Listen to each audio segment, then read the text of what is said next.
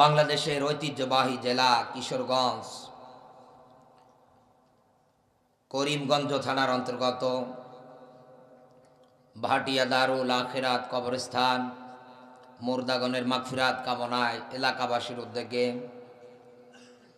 2 দিনব্যাপী নবম বাৎসরিক ঐতিহাসিক তাফসিরুল কোরআন মাহফিল। আজকের এই তাফসিরুল কোরআন মাহফিলের সভাপতির আসনে যিনি আছেন সদাবাদন ওস্তাদ, জাতির শ্রেষ্ঠ সন্তান হযরত মাওলানা নুরুল আমিন, হায়াতে তাইয়্যিবা সিহাতে কুল্লিয়া কামনা করছি আল্লাহ যেন দান করে, বলেন আমিন। এই উচ্চ মাপের যত বাংলাদেশে আলেম আছে সব আলেমগুলোকে তার রহমতের চাদরে আবৃত করে রাখুক, বলেন আমিন। দল মত নির্বিশেষে প্রাণ প্রিয় কিশোরগঞ্জবাসী আল্লাহর দরবারে নত শিরে শুকরিয়া আদায় করছি যে মহান মালিক হাজার হাজার মানুষের ভিতর থেকে বাছাই ছাঁটাই করে এই রাতের বেলা কোরআনে কারীম বলবার এবং শুনবার জন্য কবুল করেছে। খুশি হয়ে বলছি আলহামদুলিল্লাহ। আমাদের আজকে আয়োজনের মূল উদ্দেশ্য একটাই, আজকের এই তাফসিরুল কোরআন মাহফিলের এই আয়োজনের এত সুন্দর লাইট, 1-1.5 মাস ধরে প্রসার সব কিছুর মূল উদ্দেশ্য, মূল টার্গেট একটাই, আমাদের মালিক যেন আমাদের ভালোবাসে। কোন দিক দিয়ে যেন আমাদের মালিক আমাদের উপরে রাগ না করে, কোন দিক দিয়ে কোনো কাজ কারবারের ক্ষেত্রে, যে কোনো বিষয়ের ক্ষেত্রে আমার মালিক আমার উপরে যেন অসন্তুষ্ট না হয়, আমার মালিক যেন আমার উপরে সব সময় সন্তুষ্ট থাকে। এই জন্যই তো আজকের আয়োজন, এই জন্যই তো আজকের এই এত সুন্দর করে লাইটিং, মাইকিং, গেট, সামিয়ানা আমরা সাজিয়েছি। কিন্তু আল্লাহর কোরআনের ডিসিশন অনুযায়ী এই দুনিয়ায় আপনাকে চলতে হবে। কোরআন যেভাবে চলতে বলে ওইভাবে চলা লাগবে। কিন্তু এই দেশে অনেক মানুষ আছে কোরআন যেভাবে চলতে বলে ও চলে না। কোরআন বলছে এইভাবে আল্লাহর ভালোবাসা পাওয়া যায়, ও নিজের মন গড়া নিয়ম নীতি দিয়ে কায়েম করে ও আল্লাহর ভালোবাসা পাওয়ার জন্য চিন্তা ভাবনা করে। কোশ্চিনকালেও কি এই লোকটা আল্লাহর ভালোবাসা পাবে? আল্লাহ কি ওকে ভালোবাসবে? বরং এই বোকা ভ্রান্ত ধারণা অন্তরে পোষণ করার কারণে আল্লাহর ব্যাখ্যা ওয়াহুয়া ফিল আখিরাতি মিনাল খাসিরিন, কিয়ামতের ময়দানে লোকটা ক্ষতিগ্রস্তের কাতারে পড়ে যাবে। আদাল্লা আমালাহু, কিয়ামতের ময়দানে ওর ভালো আমল যতটুকুনি দুনিয়ায় করুক না কেন, এই ভালো আমল তো দুনিয়ায় আল্লাহ ওর নষ্ট করে দেবে। এজন্য দুনিয়ায় যারা মন গড়া নিয়ম নীতি দিয়ে মুখে দাড়ি রেখেছে, মাথায় টুপি দিয়ে, গায়ে জুব্বা, খুব সুন্দর দামি আতর ইউজ করে ব্যবহার করে রাস্তা দিয়ে যান, তো যে রাস্তা দিয়ে যাচ্ছে হেঁটে ও রাস্তা দিয়ে সেন্ট সুগন্ধি ছড়িয়েই যাচ্ছে, বিশাল বড় চিন্তা ভাবনা নিয়ে আছে আমার আল্লাহ আমাকে ভালোবাসে। কিন্তু আল্লাহর কোরআনের ব্যাখ্যা ভিন্ন। আমার বন্ধুরা খেয়াল করবেন, সূরা সফ 61 নাম্বার সূরা 28 নাম্বার পারার 1 নাম্বার রুকুর 4 নাম্বার আয়াতে আমার আল্লাহ এর ব্যাখ্যা দিয়েছে। এই দুনিয়ার ময়দানে কোন মানুষ যদি দাবি করে আমার আল্লাহ আমাকে ভালোবাসুক, আমি আমার আল্লাহর ভালোবাসা পেতে চাই, বা আমার আল্লাহ আমাকে ভালোবাসুক, এই চিন্তা টেন্ডেন্সি দুনিয়ায় কোন মানুষ যদি তৈরি করতে চায়, কিশোরগঞ্জবাসী আল্লাহর আয়াতের ব্যাখ্যা আজকে কান খাড়া করে শুনে যাবে। আল্লাহ পাক বলেন ইন্নাল্লাহা ইউহিব্বুল্লাযীনা ইউকাতিলুনা ফি সাবিলিহি, বলেন আল্লাহু আকবার। আল্লাহ পাক বলেন আমি তো তাদেরকেই ভালোবাসি যেই মানুষগুলো এই দুনিয়ার ময়দানে আমার পথে লড়াই করে, সংগ্রাম করে, সারিবদ্ধ প্রাচীরের মতো সব হিংসা বিদ্বেষ ভুলে যায়।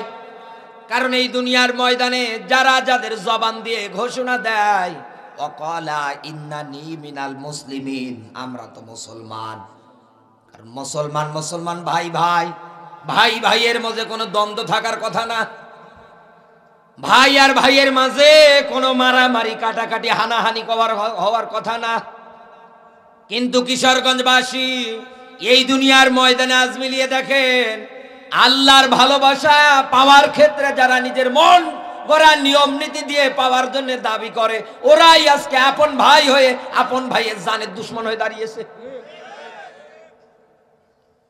আল্লাহ পাক বলেন, সব হিংসা বিদ্বেষ তোমরা ভুলে যাও, সারিবদ্ধ প্রাচীরের মতো দাঁড়িয়ে যাও, একে অপরের হাতে হাত রেখে দাও, যেন তোমাদের দেখে মনে অন্যান্য বাতিল যারা আছে এই দুনিয়ায়, অন্যান্য বেঈমান নাস্তিক মুরতাদ যারা আছে, তোমাদের এই আন্দোলন, তোমাদের এই লড়াই, তোমাদের এই প্রচেষ্টা, এইটা দেখে যেন এই দুনিয়ার ময়দানে ওরা ভয় পায়, সহজে যেন মুসলিম বিশ্বের মুসলমানদের মাঝে কোনো প্রকার ফাটল ধরাতে না পারে। এই দেশে আজ মিলিয়ে দেখবেন বন্ধু, আজ আমাদের জাতি ভাই মোহাব্বত নেই, ভালোবাসা নেই। এই কথা বলো না কেন? আজ আমাদের আলেমে মোহাব্বত নেই, ভালোবাসা নেই। এই দেশে দিন কায়েম হবে কেমন করে? আজ এক হুজুর আর এক হুজুরে দেখতে পারে না, এক আলেম হয়ে আরেক আলেমের বিরুদ্ধে সমালোচনা করে। এদেশে নেই এরকম, হবে কেমন করে? দুনিয়ায় যারা সত্যিকার অর্থে চায় আমার আল্লাহ আমাকে ভালোবাসুক, কারণ আল্লাহর আয়াতের অর্থ তার জানা আছে, কান্নাহুম বুনিয়ানুম মারসুস। আল্লাহ পাক বলেন ওদেরকেই তো আমি আল্লাহ ভালোবাসি। সুবহানাল্লাহ বলতে পারেন না? যারা এই আয়াতের উপরে সঠিক কায়দায় আমল করে, এই দুনিয়ার ময়দানে যারা এই আয়াতটা সঠিকভাবে মেনে নিয়ে চলে, ও কিশোরগঞ্জের মুসলমানেরা এই দুনিয়ার ময়দানে কোনোদিন এই মানুষগুলো অন্যায়ভাবে কোনোদিন কোনো নিরপরাধ মুসলমানদের উপরে জুলুম করতে পারে না। এই যে জায়গার মধ্যে আমরা যারা বসে আছি, এখন যদি আমি আপনাদেরকে একটা প্রশ্ন করি, বলেন তো মুসলিম শব্দের শাব্দিক অর্থ কি? ছোট্টবেলা থেকে বুঝ হওয়ার পর থেকে গরুর গোশত খেয়েছেন, আগা কেটে সুন্নতে খাতনা করে মুসলমানের দাবি করে আপনি একাধারে মুসলমানের দাবিদার হয়ে বসে আছেন। অথচ আল্লাহর কোরআন হাদিস, আল্লাহর নিয়ম নীতি এই দুনিয়ার ময়দানে আপনাকে যেটা জানিয়ে দিতে চাই, মেসেজ দিতে চাই, এই দুনিয়ার ময়দানে মুসলিম শব্দের শাব্দিক অর্থ হচ্ছে আত্মসমর্পণকারী, স্যালেন্ডারকারী। কথা বললেন না কেন? এই জায়গায় এমনও মুসলমানেরা বসে আছে আজও আল্লাহর আয়াতের সঙ্গে আত্মসমর্পণ করতে পারে না, স্যালেন্ডার করতে পারে না। মুসলমান দাবি করে এরপরেও সুদ খায়। এই কথা বলেন। মুসলমান দাবি করে এরপরেও ঘুষ খায়। মুসলমান দাবি করে এরপরেও অন্যের নামে মিথ্যা মামলার লিস্ট তৈরি করে। বিশাল ভাবে দাবি করে যাচ্ছে আমি তো মুসলমান। আল্লাহর ব্যাখ্যা, এই দুনিয়ার ময়দানে যত এই রকম করে তারা মুসলমানের দাবি করুক না কেন, আল্লাহ পাক বলেন ওরা কোনোদিনও মুসলমান না। শব্দের দিকে খেয়াল করেন, আল্লাহর ব্যাখ্যা ছিল ইউকাতিলুনা ফি সাবিলিল্লাহ, ইউকাতিলুনা ফি সাবিলিহি। এরকম দুই ধরনের আয়াত আছে কোরআনে।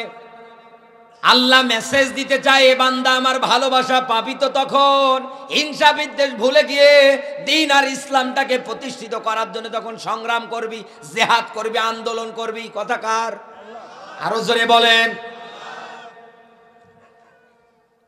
ফজরের আজান যখন হয়ে যাবে, দেখা যাবে কিছু কিছু মানুষ ঘুমের ঘরে ফজরের আজানটা কান দিয়ে শ্রবণ করবে, এরপরেও শীতের কাল তা উঠতে চাইবে না। ফজরের নামাজটা আমাদের উপরে ফরজ, ফজরের নামাজও নেই। এরপরে জোহরের আজান হবে, আজান হওয়ার পর পরে দেখা যাবে জোহরের নামাজটাও হেলায় ফেলায় কাটিয়ে দিল, নামাজ নেই। ও কিশোরগঞ্জের মুসলমানেরা, মসজিদে দেখা যায় বড় বড় অট্টালিকা অনুযায়ী মসজিদ তৈরি করা হয়।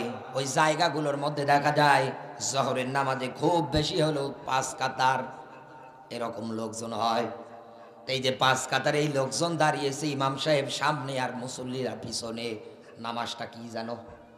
ফরজ না? ফরজ না? ফরজ না? ফরজ না? এই দুনিয়ার ময়দানে ফজরের নামাজ যেমন ফরজ, জোহরের নামাজ আদায় করা যেমন মুসলমান দাবি করলে ফরজ, এই দুনিয়ার ময়দানে আল্লাহ পাক বলেন আমার কোরআনের বিসমিল্লাহর বা থেকে শুরু করে সূরা নাসের সিন পর্যন্ত আমি যা দিয়েছি এইগুলো জমিনে প্রতিষ্ঠিত করা ফরজ।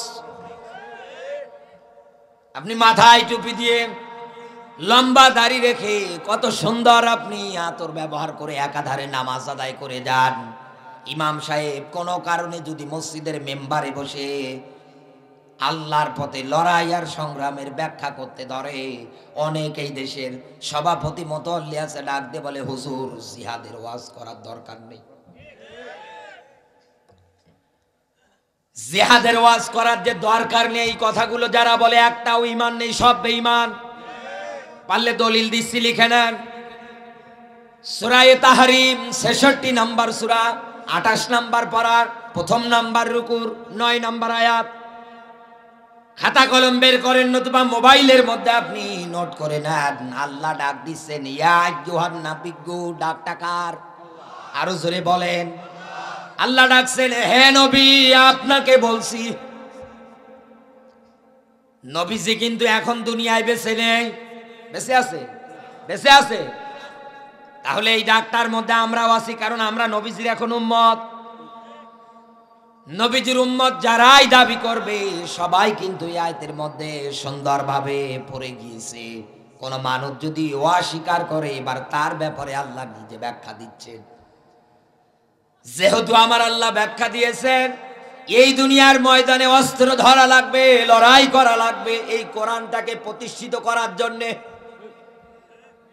সেই হিসাবে এই দুনিয়ায় কারা কোরআনের বিরুদ্ধে কথা বলে, কারা কোরআনের বিজয় হতে দেয় না, আল্লাহ নবীজিকে আয়াতের মাধ্যমে ডাক দিয়ে বলে হে নবী তাদের বিরুদ্ধে আপনাকে জিহাদ করা লাগবে। তার 1 নাম্বার তালিকায় আছে জাহিদিল কুফার।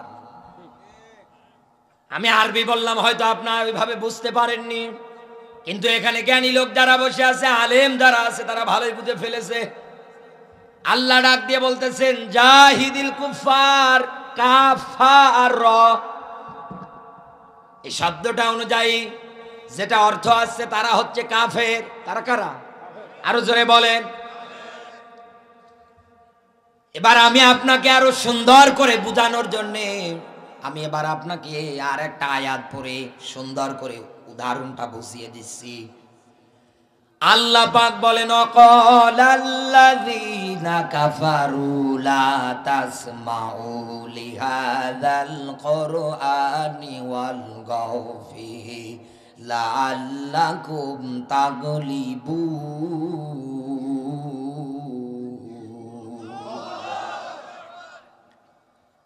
সূরা হামিম সিজদা 41 নম্বর সূরা 24 নম্বর পারা 4 নম্বর পৃষ্ঠা 4 নম্বর রুকুর 26 নম্বর আয়াত।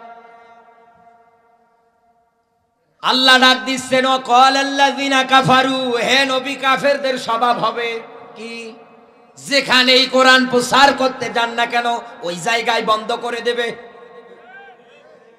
এই কারণেই ওরা বন্ধ করে দেবে, কারণ ওদের ভালো করে জানা আছে এই দুনিয়ার ময়দানে ইসলামী নিয়ম নীতি বাদ দিয়ে, আল্লাহর নাজিলকৃত বিধান বাদ দিয়ে যে মদের বার আমরা তৈরি করে ফেলেছি, কোরআন আর ইসলাম যদি কায়েম হয়ে যায় এই দুনিয়ার ময়দানে আমাদের মদের বার আর চলবে না। এই সমাজে সুদের আঞ্জাম চলছে, সুদ বন্ধ হয়ে যাবে। এক কথায় যত অশ্লীলতা বেহায়াপনা আছে, খারাপই আছে, সব বন্ধ হয়ে যাবে যদি আমরা কোরআন মেনে নেই। এখন আপনারা আমাকে ঠান্ডা মগজে সুন্দরভাবে চিন্তা ভাবনা করে অ্যানসারটা দেন। আবু জাহেল কিন্তু এই আয়াতের মধ্যে মেইন পয়েন্ট। আবু জাহেল এই আয়াতের মেইন পয়েন্টে আছে। আবু জাহেল জানো কি ছিল? আরো জোরে বলেন, বলেন বলেন বলেন। আবু জাহেল ছিল কাফের। আবু জাহেল যে কাফের ছিল এবার তার দলিল কই? কেমন করে বুঝবেন আবু জাহেল কাফের ছিল? আল্লাহর কোরআন নিজেই বলে দিচ্ছেন ওয়াল্লাযীনা কাফারু ওয়া কাযযাবু বিআয়াতিনা। ওয়াল্লাযী, অতঃপর যারা কাযযাবু অস্বীকার করে, মিথ্যা প্রতিপন্ন করার চেষ্টা করে। কি বিআয়াতিন, আয়াত মানে চিহ্ন, আয়াত মানে নিদর্শন। কথাগুলো কার? বলেন বলেন। আল্লাহ পাক বলেন আমার আয়াত, আমার চিহ্ন দুনিয়ায় যারা অস্বীকার করে, মিথ্যা প্রতিপন্ন করার চেষ্টা করে, এটা কাফের। এখন আপনার কাছে আমার প্রশ্ন, আবু জাহেল না হয় কাফের ছিল, তাই ওই সময় নবীজির কোরআন প্রচার করতে বাধা দিত। এখন এই বাংলাদেশে তো 96% মুসলমান, তারপরেও কেন এই দেশের আলেমেরা জেলে থাকে? তারপরেও কেন এই দেশের আলেমেরা কোরআনের ময়দানে কথা বললে হাতে হাত করা পরিয়ে কারাগারে নেওয়া হয়? কেন? আপনি মুসলমান ঘরের সন্তান না? আপনি তো আবু জাহেল না। এই কথা বলে না। আপনার বাপ মুসলমান, দাদা মুসলমান, 14 গোষ্ঠী মুসলমান, সব মুসলমান হওয়ার পরেও কেন আজকে এই দুনিয়ায় কোরআনের বিরুদ্ধে কথা হয়? তাহলে আল্লাহর আয়াত অনুযায়ী বোঝা যাচ্ছে এই দুনিয়ার ময়দানে আজও আপনি কিন্তু মুসলমানের ভেষ ধরে শুধু আছেন, শুধু আবরণ নিয়ে আছেন। আল্লাহর কোরআন বলে এই দুনিয়ায় ওরা কাফের। আর নবীজিকে প্রথম নাম্বার মিশন টার্গেট দিয়েই আল্লাহ বলছেন জাহিদিল কুফার, এ নবী অস্ত্র ধরবেন, লড়াই করবেন, সংগ্রাম করবেন ওদের বিরুদ্ধে, দুনিয়ায় যারা কাফের। এক কথা বলেন না কেন? দুনিয়ায় যারা, আরো জোরে বলেন, দুনিয়ায় যারা কাফের। এই বাংলাদেশের মধ্যে এখন যে কাফেরেরা আছে তার দলিল কই? আল্লাহর ব্যাখ্যা, আল্লাহ পাক বলেন ফাহকুম বাইনান নাসি বিল হক। বলেন আল্লাহু আকবার। একটা মাত্র পয়েন্ট আমি বলেছি এই কাফেরদের সংজ্ঞা দিতে গিয়ে। আল্লাহ পাক বলেন এই দুনিয়ার ময়দানে আমার নাজিলকৃত বিধান পাওয়ার পরে তারা যেন বিচার বাইসালা করে দেয় সত্য সহকারে। যেহেতু এই কোরআনের নাম ফুরকান, সত্য আর মিথ্যার পার্থক্য নির্ণয়কারী, এই সত্য আর মিথ্যার পার্থক্য নির্ণয়কারী থেকে তারা যেন এই জমিনের মধ্যে বিচার ব্যবস্থাটা কায়েম করে দেয় সত্য সহকারে। এখন আপনি বুকে হাত দিয়ে বলেন তো 96% মুসলমানের দেশ হওয়ার পরেও কি এই দেশে আজ কোরআনের বিচার ব্যবস্থা আছে? চলছে এই দেশে? এইবার আপনি নিজেই চিন্তা ভাবনা করে নিজে অ্যানসার দেন। দুনিয়ায় যারা আল্লাহর সত্য বিধান পাওয়ার পরেও বিচার ব্যবস্থা করে না, দুনিয়ায় যারা রায় দেয় না, দুনিয়ায় যারা সিদ্ধান্ত নেয় না, দুনিয়ায় যারা ফায়সালা দেয় না, আল্লাহ পাক বলেন এরাই হচ্ছে জমিনে কাফের। কোরআনে কারীম জানিয়েছে ওয়ামাল্লাম ইয়াহকুম বিমা আনজালাল্লাহু ফাউলাইকা হুমুল কাফিরুন। এই যে জায়গার মধ্যে উলাইকা শব্দটা আছে, এখানে যারা আলেম বসে আছে জিজ্ঞাসা করেন কোরআনের যত জায়গায় আল্লাহ উলাইকা শব্দ ব্যবহার করেছেন তত জায়গায় আমার আল্লাহ নিজে ব্যাখ্যা দিয়ে বলেছে সব মানুষগুলো কিন্তু এই কাতারের মধ্যে না। সব মানুষ তাহলে উলাইকা আসতো না, সব মানুষের ক্ষেত্রে উলাইকা আসতো না। আল্লাহ ইঙ্গিত ইশারা করে বলে ওই মানুষটা কারা? যেরকম চেয়ার পাওয়ার পরে, চেয়ারে বসার পরে ওর শক্তি ছিল, সামর্থ্য ছিল, সব কিছু থাকার পরেও আল্লাহর কোরআনের নিয়ম নীতি যেই সমাজের মধ্যে কায়েম করে দেয় না, আল্লাহ পাক বলেন আমার কাছে কাফের, ও আমার কাছে জালেম, ও আমার কাছে ফাসিক। তা আপনি এখনো কি মুসলমানের কাতারে আছেন? এখনো কি জান্নাত পাবেন এই চিন্তা করে বসে আছে? জান্নাত ছুটাবে আল্লাহ। নানির বাড়ি গিয়েছে, নানি সুন্দর মোয়া বানিয়েছে। মোয়া এদেশে হয়তো নাড়ু, নাড়ু নারকেলের নাড়ু একটা মুখে দিয়ে দেখছে বাহ ভারী মিষ্টি লাগছে, তো ডাক দিয়ে বলছে নানি আমার আরেকটা দাও। ওইটা খাওয়ার পরে বলছে না হয়নি, আমার আরেকটা দাও। মানে ও খেতেই আছে, ওর নানি ও দিতেই আছে। জান্নাত কিন্তু নানির বাড়ির, মামুর বাড়ির এই মোয়ার আবদার না, চাইলে আর পেয়ে যাবেন না। দুনিয়ায় যদি আপনার ঈমান না থাকে, দুনিয়ায় যদি আপনি মুসলমানের সঠিকভাবে না হতে পারে, আল্লাহর বিধানের কাছে আত্মসমর্পণ, স্যালেন্ডার, নিয়ম নীতি কায়েম, এটার পক্ষে যদি আপনার আন্দোলন না হয়, সংগ্রাম না হয়, অন্তরে যদি তামান্না না থাকে, বাইহাকির হাদিস, নবীজি বলেন মারা যাবে তো মুনাফিক হয়ে মরবে। মুনাফিক হয়ে মরলে যেন যাওয়া লাগবে কোথায়? ইন্নাল মুনাফিকিনা ফি দারকিল আসফালি মিনান নার, সূরা নিসার 143 নম্বর আয়াত। মুনাফিক হয়ে যারা মারা যাবে আল্লাহ ওদেরকে জাহান্নামের মধ্যে একেবারে নিচে রাখবে, জাহান্নামের একেবারে নিচে রাখবে। এই আয়াত পড়ার পরে এখন আপনার কাছে কি মনে হয়? এই দুনিয়ার ময়দানে অনেক মানুষ আছে যারা আজকে মুসলমানের পরিচয় শুধু দিয়ে দিয়ে আল্লাহর কোরআনের আয়াত, কোরআনের বিধানগুলো অস্বীকার করে যাচ্ছে একাধারে। এখন আমাদের সময় এসেছে, আমাদের সোচ্চার হওয়া লাগবে, এদের বিরুদ্ধে কলম ধরা লাগবে, অস্ত্র ধরা লাগবে।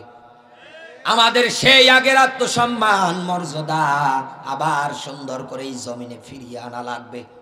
কিন্তু আজকে আমরা পারি না। এই কারণ এই দেশের অনেক আলেমেরা সরকারের 5 গোলাম হয়ে বসে আছে। জান্নাতের সার্টিফিকেট পর্যন্ত হাতে ধরিয়ে বানিয়ে দিচ্ছে। বিশ্বাস করেন মুসলমানেরা, দুনিয়ায় কোন মানুষ যদি আল্লাহর কোরআনটাকে পিছনে ফেলে, কোরআনটাকে যদি পরিত্যাজ্য মনে করে, অযথা মনে করে, এই কোরআনের বিচার ফয়সালা বিধানগুলোকে দুনিয়ার ময়দানে কোন মানুষ যদি না মানে, তার অবস্থাটা কি হবে এবার দেখেন। আল্লাহ পাক বলেন, ইন্নাহু লাযিকরুল লাকা ওয়া লিকাউমিকা ওয়া সাওফা তুসআলুন।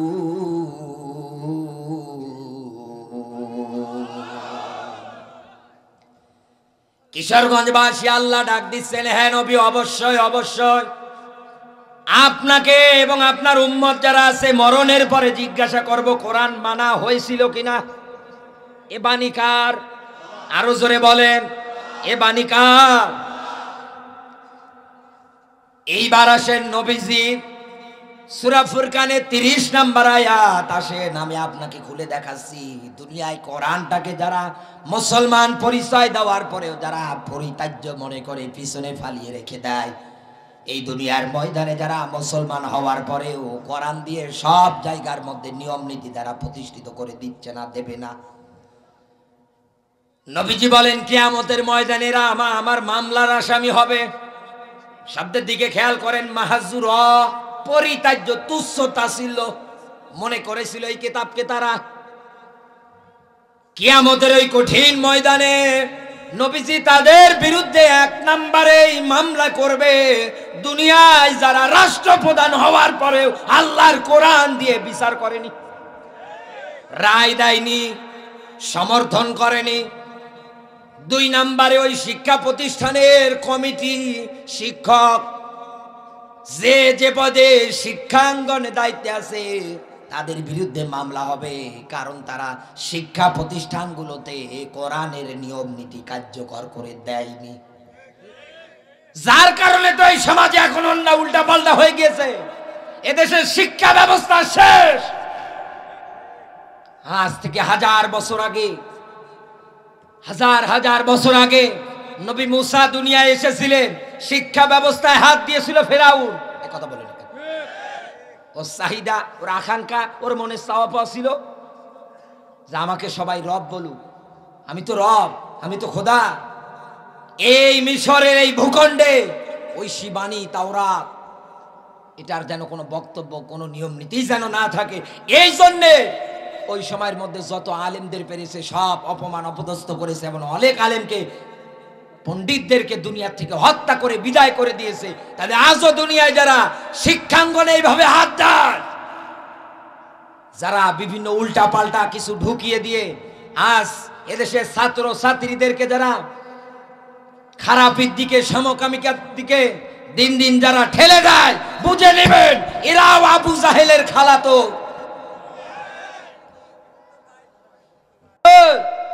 এ গরু কার গো? এলাকার কোন ব্যাকের লোকের গরু? হ্যাঁ, ও কি বোঝে না, ও কি জানে না এখানে মসজিদ? গরুর মালিক আস্তে আস্তে আসার পরে ডাক দে, বলে ইমাম সাহেব গালিগুলো একটু আসতে দেন। বলে কেন? তুমি কি জানো না আজকে জুমার দিন? হাজার হাজার মানুষ জুমার নামাজ আদায় করার জন্য আসে, আর তোমার গরু এসে সব ডিস্টার্ব করে দিল। এখন ওই জায়গা পরিষ্কার করতে হবে, এরপরে আবার সুন্দর করে নামাজের জন্য প্রস্তুতি নেওয়া লাগবে। এই যে সময়টা নষ্ট হয়ে গেল, লস হয়ে গেল শুধু তোমার গরুর কারণে, তুমি একটু সতর্ক থাকতে পারলে না? রাখেন আপনার ফতোয়া। এই গরু আপনি জানেন ওর মাথার মধ্যে কোনো ব্রেন, বুদ্ধি, মগজ, ভালো কোনটা মন্দ কোনটা কিছুই নেই। না বোঝার কারণে আমার গরুটা এসেছে, তাই এত কথা বলা লাগবে? আর আল্লাহ যে আমাকে ব্রেন, বুদ্ধি, মগজ সব দিয়েছে, আমি তো একদিনও আসি না। গরু বোঝে না তাই এসেছে, আর আমি যে বুঝি না, আমি বোঝার পরেও তো আসি না। আপনি আমার কি বলবেন বলেন? এই ক্যাটাগরিতে এখন অনেক মুসলমান পড়ে আছে, কথা বলে, তারা শুধু নামে দাবি করছে মুসলমান, সব বোঝে, বোঝার পরেও না বোঝার ভান করে বসে থাকে। ইসলাম মানার ক্ষেত্রে একেবারে জিরোর কাতারে পড়ে যাচ্ছে। আমার বন্ধুরা,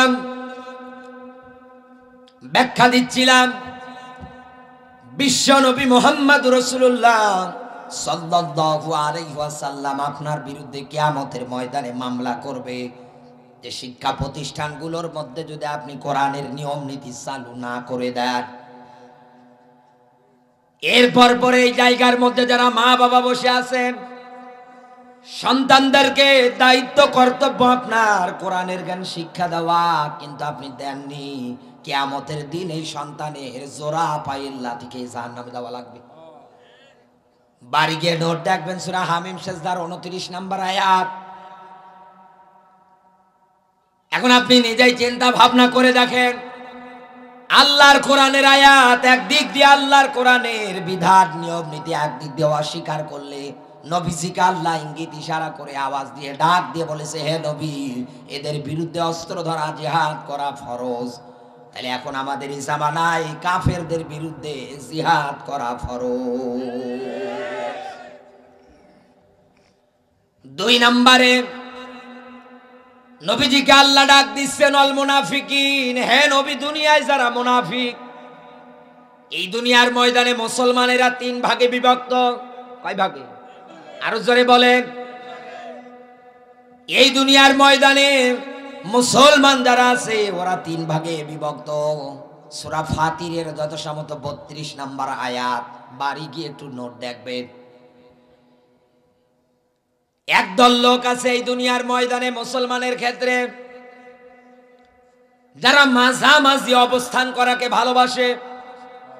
মাঝামাঝি অবস্থান বলতে কি বুঝলেন? ইসলামের কিছু অংশ মানে আর কিছু অংশ মানে না। ইসলাম মানার ক্ষেত্রে আংশিক মানে আর আংশিক মানে না। আমি এই জায়গায় আসার আগে আগে স্যার একটা আয়াত পড়েছিলেন, উদখুলু ফিস সিলমি কাফা, সূরা বাকারা 208 নম্বর আয়াত। আল্লাহ দিক নির্দেশনা দিচ্ছে, আমার ইসলাম যদি মানতে হয় পরিপূর্ণ মানা লাগবে। কিন্তু এই দুনিয়ার ময়দানে মুসলমানের মধ্যে যারা মাঝামাঝি অবস্থান করে, যারা মাঝামাঝি নিয়ম নীতি মেনটেন করে, ওরা ইসলামের আংশিক মানে আর আংশিক মানে না। এক কথায় এই দুনিয়ার ময়দানে ওরাই হচ্ছে মুনাফিক। এই দুনিয়ার ময়দানে এই মুনাফিকেরা ইসলামের বিরুদ্ধে সব চাইতে, সব দিক দিয়ে, সর্ব অবস্থায় ক্ষতি করার চেষ্টা করে। আল্লাহর নবী এই জন্য জানিয়েছেন, এই দুনিয়ার ময়দানে মুনাফিক যারা হবে, ওরা এই দুনিয়ার ময়দানে সব চাইতে বেশি তৈরি হবে মুসলমানের মধ্যে। কেন হবে? শুক্রবারের নামাজ যখন মসজিদের মধ্যে আমরা সবাই একত্রবদ্ধ হয়ে, জামাতবদ্ধ হয়ে পড়ার জন্য যাই, ইমাম সাহেব দাঁড়িয়ে যখন সানি খুতবা পড়ে, তখন একটা আয়াতে কারিমা সুন্দর করে পাঠ করে, ইন্নাল্লাহা ইয়া'মুরু বিল আদলি ওয়াল ইহসান। বলেন আল্লাহু আকবার। এই মাঝামাঝি অবস্থানের কাতারে যারা আছেন, তারা আজকে এই দুনিয়ায় এই কাতে এইরকম হয়ে গিয়েছে। আল্লাহর ব্যাখ্যা সূরা নাহলের 90 নম্বর আয়াত দিয়ে আল্লাহ ডাকছেন, আমার রায়, আমার সিদ্ধান্ত, এই দুনিয়ার ময়দানে মানুষদের সঙ্গে আদল করা লাগবে, ন্যায় বিচার করা লাগবে, ন্যায় পরতা করা লাগবে, মানুষের সঙ্গে সদর্জন করা লাগবে, ভালো আচরণ করা লাগবে। কথাগুলো কার? আরো জোরে বলেন, কথাগুলো কার?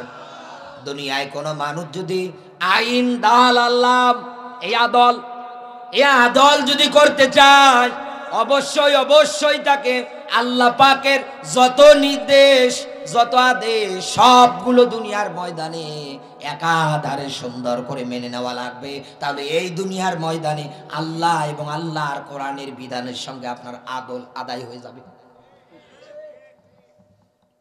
2 নম্বরে বিশ্বনবী মুহাম্মদুর রাসূলুল্লাহ সাল্লাল্লাহু আলাইহি ওয়াসাল্লামের সঙ্গে আপনার আদল হবে 40 থেকে 63 এই 23 বছর।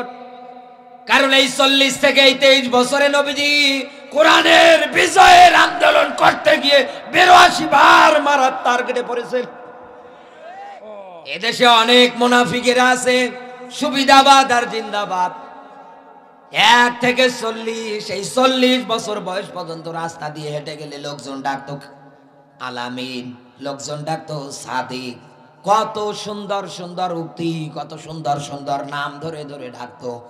কিন্তু 40 থেকে 63 এই 23 বছর পাওয়ার পর পরে তিনি তার নবুয়তের জিন্দেগি শুরু করার পর পরে এই দুনিয়ার ময়দানে ওই সময়ের মধ্যে যারা আলামিন বলতো, সাদিক বলতো, ওই লোকগুলোই পাথর রেডি করে রেখেছিল, সেজদায় গেলে পরে মাথার মধ্যে ফালিয়ে দিয়ে দুনিয়ার থেকে বিদায় করে দেবে।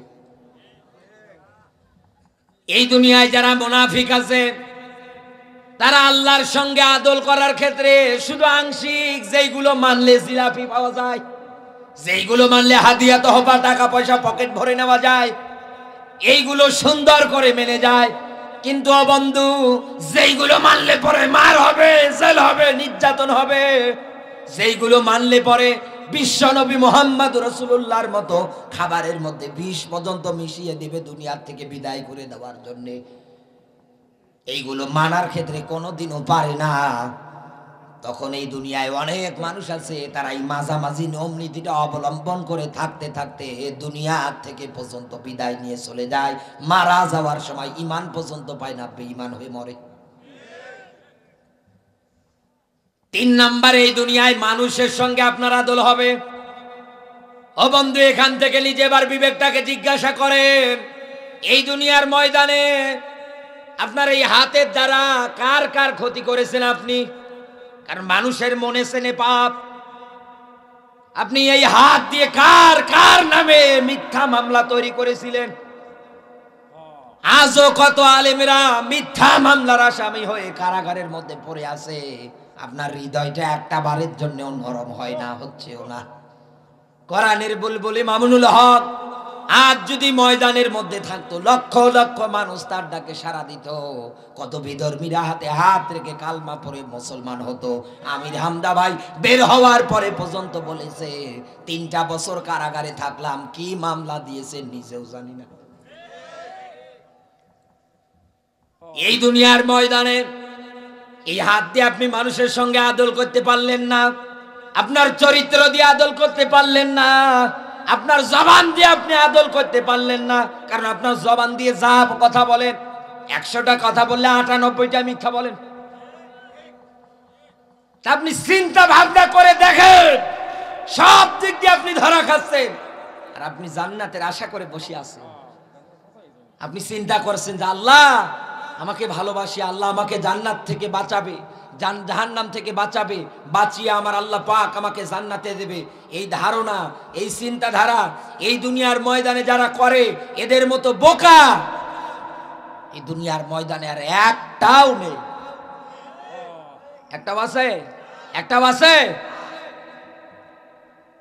কেন নেই এবার বলছি, খেয়াল করেন।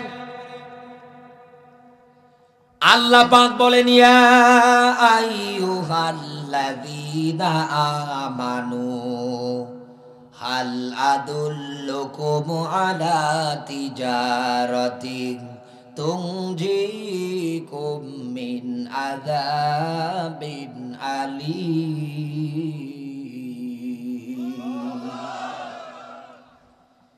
ফার্স্ট ক্লাস দুনিয়ায় যারা ইমানদার আছে, দুনিয়ায় যারা মুনাফিকের কাতারের মধ্যেও নেই, এই জমিনের ময়দানে নেক কাজটাকে প্রতিষ্ঠিত করার জন্য জীবন পর্যন্ত বিলিয়ে দেয়। আল্লাহ এবার তাদের ব্যাপারে ব্যাখ্যা দিচ্ছেন। আল্লাহ পাক বলেন, এই দুনিয়ার ময়দানে কাফেরের বিরুদ্ধে, মুনাফিকদের বিরুদ্ধে দিন বিজয়ের জন্য যারা অস্ত্র ধারণ করো, যারা অস্ত্র ধারণ করে সামনের দিকে এগিয়ে যাও, দ্বীন আর ইসলামটাকে সামনে এগিয়ে নিয়ে যাওয়ার জন্য আল্লাহ পাক তাদেরকেই জায়গার মধ্যে ডাকছেন, ইয়া আইয়ুহাল্লাযীনা আমানু, ও আমার আদরের বান্দারা, ওহে আমার বিশ্বাসীরা, হাল আদুল্লুকুম আলা তিজারাতিন তুনজিকুম মিন আযাবিন আলীম, আমি আল্লাহ তোমাদের সঙ্গে ব্যবসা করব। ব্যবসা করবে কে? আরো জোরে বলেন। কারণ আমার আল্লাহ আপনার সঙ্গে ব্যবসাটা এই কারণেই করতে চায়, কারণ আমার আল্লাহর চাওয়া এই জমিনের ময়দানে তারই আইন চলুক। কারণ আমরা তার সৃষ্টি, সৃষ্টি যদি আমরা সবাই আমার আল্লাহর হই, তাহলে এই জমিনের ময়দানে আইন চলবে দাদার। দাদা মানুষের তৈরি করা নিয়ম নীতি। এই জন্য আল্লাহ ডাকছেন, এমনকি লাভ পর্যন্ত দেখাচ্ছে। এই কিশোরগঞ্জের কত মানুষ, এই করিমগঞ্জের, এই ভাটিয়া, এই এলাকার এই কত মানুষগুলো জাহান্নাম থেকে বাঁচার জন্য, মুক্তির পথ খোঁজার জন্য কত আগলা বাবা, পাগলা বাবা, ল্যাংটা বাবা, খেসুরি বাবার পা ধরে চুমু দেয়, গিয়ে বসে বসে তেল মালিশ করে, বাবার সঙ্গে নিজের স্ত্রীকে দিয়ে পর্যন্ত সুন্দর খাতির মোহাব্বত তৈরি করে ফেলেছে। এই দুনিয়ার ময়দানে তাদেরকে যদি জিজ্ঞাসা করা হয়, তোমরা এই জায়গার মধ্যে কেন, এই জায়গার মধ্যে তোমরা কি চাও, কেন তোমরা এই জায়গার মধ্যে এসেছো, এটা তো শিরিকের পথ, এটা তো বিদআতের পথ, এটা তো খারাপের পথ, তারা এক বাক্যেই জবান দিয়ে ডাক দিয়ে বলবে, আমরা জাহান্নাম থেকে বাঁচতে চাই। আল্লাহ পাক বলেন, এ বান্দা শোন, এই দুনিয়ার ময়দানে জাহান্নাম থেকে তুমি যদি বাঁচতে চাও, আমি আল্লাহ পাক বলছি তুমি আমার সঙ্গে ব্যবসায় আবদ্ধ হয়ে যাও। আমি আল্লাহর ওয়াদা, তুনজিকুম মিন আযাবিন আলীম, আমি আল্লাহ আযাব, জাহান্নাম, নার, এইগুলো থেকে আমি আল্লাহ তোমাকে নিজে বাঁচাবো। আমার আল্লাহর যদি এই ওয়াদা হয়, এই ওয়াদা যদি ইমানদারদের দিয়ে থাকে, অবশ্যই অবশ্যই আল্লাহ ইমানদারদের জন্যই জান্নাত বানিয়েছে। কোন বেঈমান, কোন মুনাফিক, শিরিক, বিদআত, দুনিয়ায় যারা কুফুরের নিয়ম নীতির উপরে মেনে আছে, টিকে আছে, এদের জন্য আল্লাহ জান্নাত বানায়নি। এবার তার দলিল কই?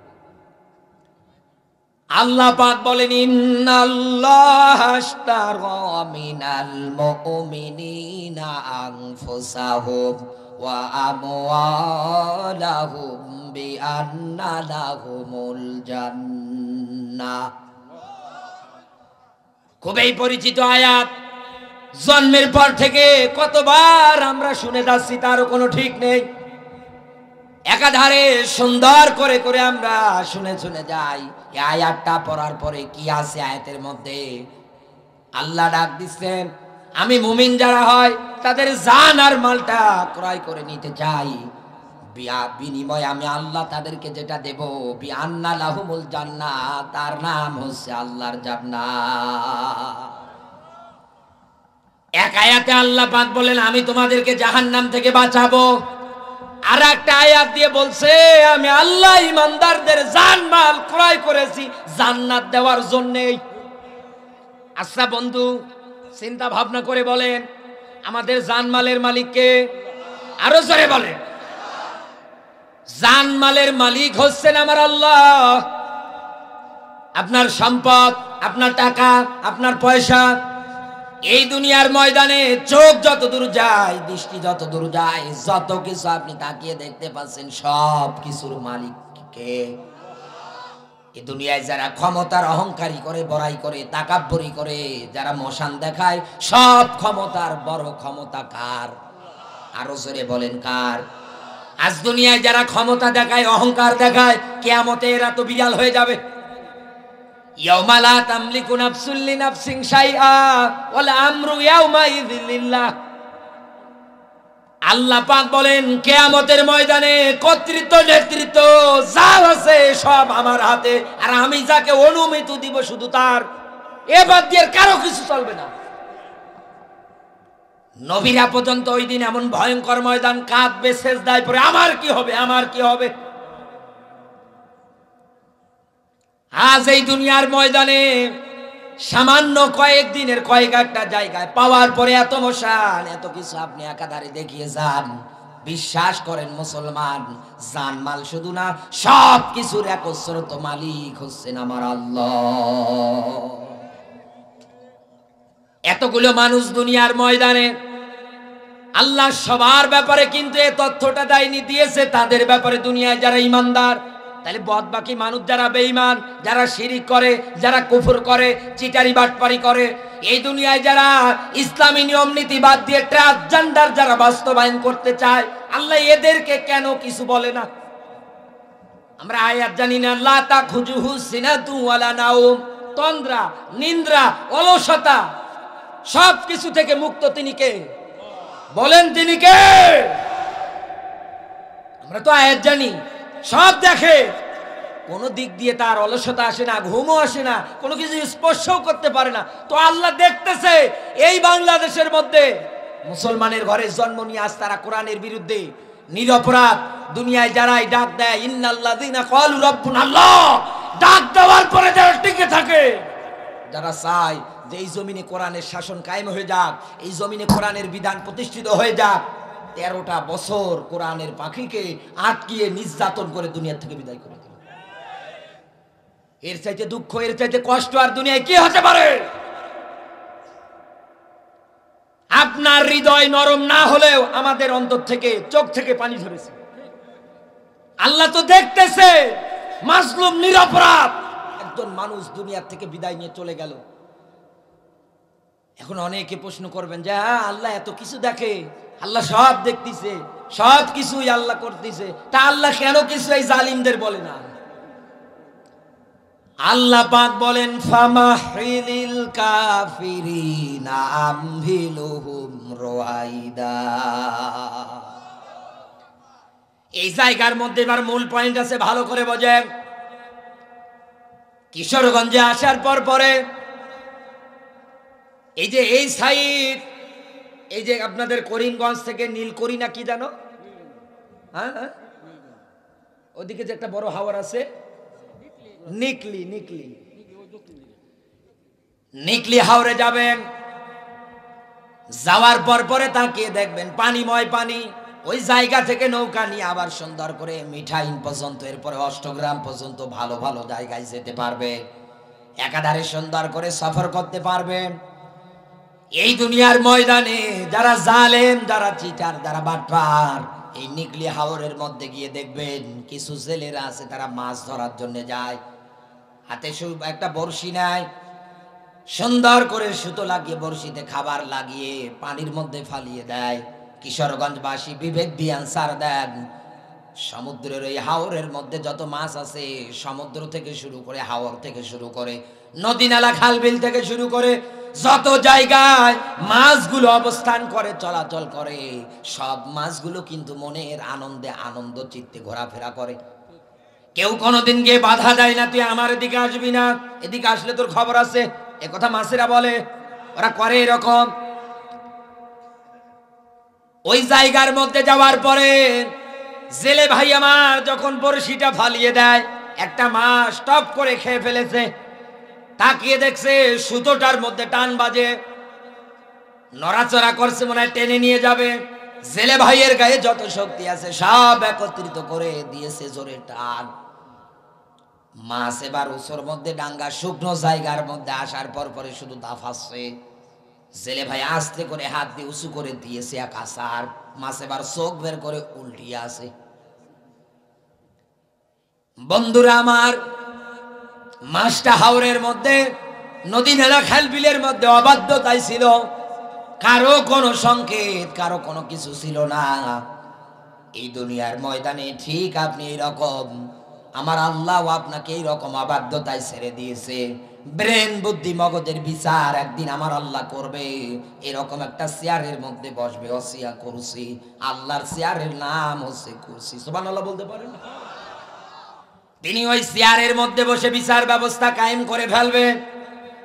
আজও দুনিয়ায় যারা ন্যায় বিচার না পেয়ে মারা যায়, এই দুনিয়ার ময়দানে যারা অন্যায় অবিচারের মধ্যে পড়ে যায়, কিয়ামতের দিন ওরা আল্লাহর আদালতে ন্যায় বিচার পাবে। কারণ আমার আল্লাহ অবিচারক না। আমার আল্লাহ কি ন্যায় বিচারক না? অবশ্যই অবশ্যই আমার আল্লাহ ন্যায় বিচারক। এই দুনিয়ার ময়দানে এই সব জালেমদেরকে আল্লাহ এরকম শুধু ছাড় দেয়, শুধু ছাড় দেয়। আল্লাহ পাক বলেন, আমি যেই দিন ধরবো এমন অবস্থা করব, তাকাও ফিরাউনের দিকে, আজও আমি আল্লাহ ওকে শুটকি করে রেখে দিয়েছি। এই দুনিয়ার ময়দানে তাকাও নমরুদের দিকে, ওর জীবনী পড়ো, ইতিহাস হয়ে আছে। ওকে ধ্বংস করার ক্ষেত্রে আমার কিন্তু সবচাইতে বেশি বড় সৈনিক লাগেওনি। মাত্র একটা মশা, তার আবার পা নেই, ল্যাংরা হাঁটতে পারে না। এই ল্যাংরা মশা দিয়ে আমি ওকে চিরতরে দুনিয়ার থেকে বিদায় করে দিয়েছি।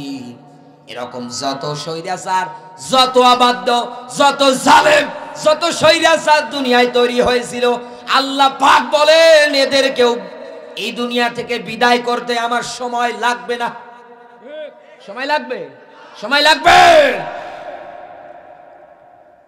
ইমানদার যারা আছে তাদের ইমানটা মজবুত করার জন্য আল্লাহ পাক বলেন এই দুনিয়ার ময়দানে তোমরা আমার সঙ্গে ব্যবসা করো।